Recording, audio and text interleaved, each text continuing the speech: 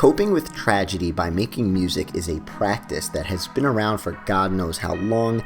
It's a creatively personal way of trying to answer feelings of sadness, pain, guilt, sympathy, etc. when all other ways of finding clarity to your emotions seems to lead to uninspiring dead ends. However, in the realm of Vaporwave, I find that there are artists who handle tragedy in some pretty unique and interesting ways. So today, let's explore that as you and I venture through a couple of albums that artistically express tragedy, sadness, or disaster in some truly captivating ways. And as always, click that like button and remember to subscribe. Sadness is an emotion we have all felt at some point in our lives. It's an inevitable feeling that soaks through our entire body, causing us to feel weak, numb, and transparent. And I say transparent because when we are sad, we have this bittersweet opportunity to break out of our emotional cocoons, bring our guard down, and cry out what is eating at us on the inside. People can see through us clearer, and we can also see through ourselves better. Sadness isn't too bad of a thing when you look at it that way.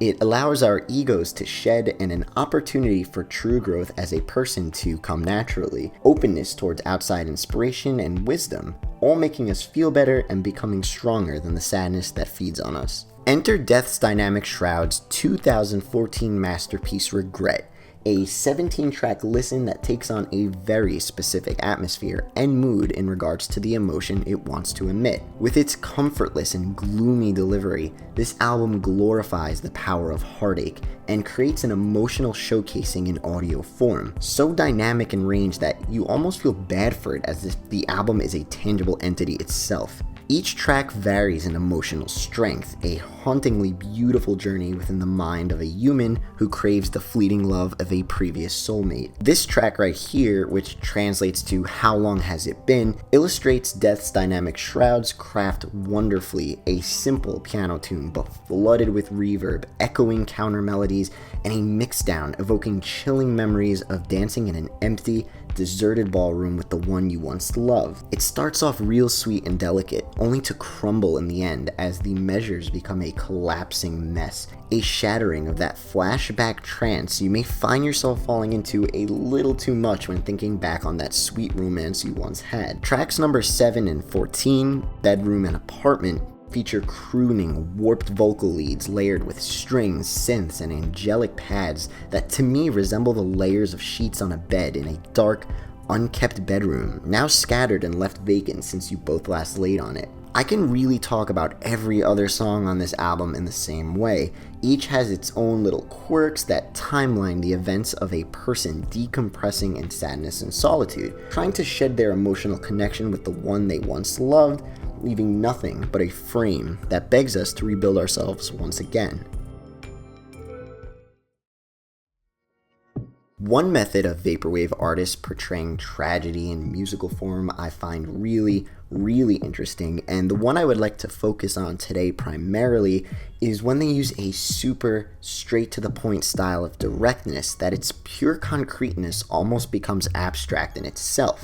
Sometimes Vaporwave brings you to the specific catastrophic event being focused on face to face by using actual audio clips from the disaster mixed with other Vaporwave tropes to only further enhance the virtual listening experience. News at 11 is an album that comes to mind immediately, using real-time samples of news recordings, commercial clips, and Weather Channel music to put you literally front seat to the actions of 9/11, like a kid dazed and confused in front of his or her living room CRTV on that early September morning. Although the album is supposed to paint a picture as if the day never happened, there is undoubtedly a sadness that emits from the album's ironically cheerful, jazzy nature, this thin layer of distraction hiding you away from what's really going on, especially that we are all older now and can see how detrimental that day really was. News at 11 plays very well on this idea of innocence, Cat System Corp was young at the time of the attacks, and so was I, and a lot of us remember that day as kids as sort of a blur, watching such a horrific moment in history through the comfort of our homes. Some of you may know I lost an uncle on 9/11 all those years ago, and News at 11 does this incredible job at being this piece of music I go back to time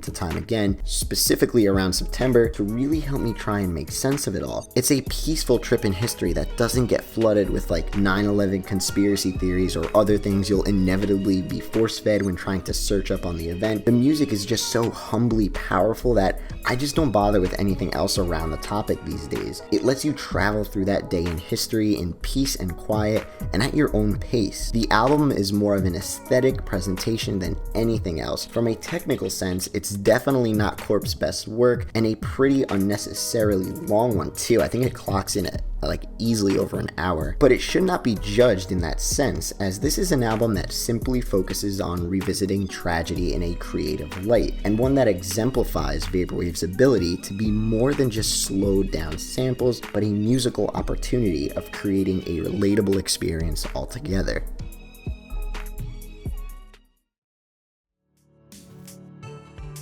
One album that also does an incredible job at portraying tragedy in musical form, specifically in the Vaporwave community, is a lesser discussed album titled 9.0 Underwater Surface Megathrust by Radioactive High Five. That is a goddamn name. A 2015 release that details a story of a tsunami disaster through music. I find this album to be really energetic with its constant plunge into awfulness, using sound clips of officials addressing tsunami warnings, audio recordings of children and townsfolk crying in confusion, and alarms going off. We know that something horrible has happened here, and we are presented with the literal tragedy itself in audio form. What makes it eerie is it starts off pretty motivational, hopeful jabbing synths sounding like the beginning of some educational science program in the first track, only to collapse, going deeper and deeper into horror as each track pancakes onto one another with more menacing, threatening tones. Tracks number 4 and 5, Energy Accident and Mark 1, hold spot as sort of this eye of the storm for the album, where we are left with a bellowing sub-bass lurking beneath a cheerful melody above it, whether it be a pan flute or a keyboard. These tracks do a great job at providing a breaking point for the middle portion of the album, really transitioning the album with contrast into the more sinister side of the album. Similar to Mesh's dream sequence, we do see some moments of actual instrumentation come into play, which evolves it more than just a blender of old commercial and sound clips like other signal wave projects. Vocal samples also gradually increase in delay and echo as you get further into the album, creating a post-apocalyptic attitude and emptiness as you venture deeper. This style of vocal manipulation is just one of the many tools this album uses to constantly retexturize itself as it progresses. There really is no set sound or universal mix to this album, further implying the unpredictable growth of tragedy in itself. When the album loses its nature-sounding, tranquil energy, we are left with these echoing vocal samples in the remaining tracks of the album, sounding like someone stranded in a field of debris and destruction. They're the only ones atop a hillside trying to find other survivors of this tragedy. The album artwork is pretty chilling too. I mean, I can't read Japanese, but just from the sheer amount of Japanese characters laying over this explosion, I really feel like the damn world is ending in some news report, and this is where it all started. A news story covering the introductory moments to our doom.